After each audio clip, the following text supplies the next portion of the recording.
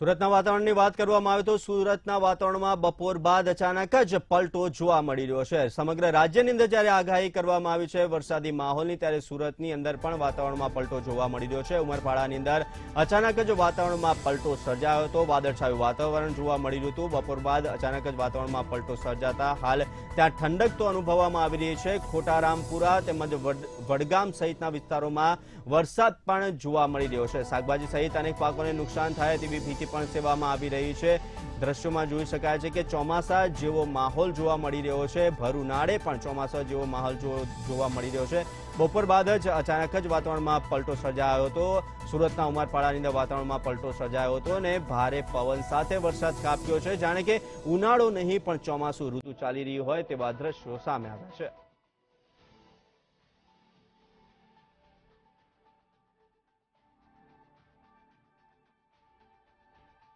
શાકભાજી સહિત અનેક પાકોને મસમોટું નુકસાન થઈ શકે છે। સમગ્ર રાજ્યની અંદર અનેક વિસ્તારોમાં વાતાવરણમાં પલટો જોવા મળી રહ્યો છે। ત્યારે બપોર બાદ અચાનક જ વાતાવરણમાં પલટો આવ્યો હતો। ભારે પવન સાથે વરસાદ ખાબક્યો છે। સુરતની અંદર પણ વાતાવરણમાં પલટો જોવા મળ્યો છે।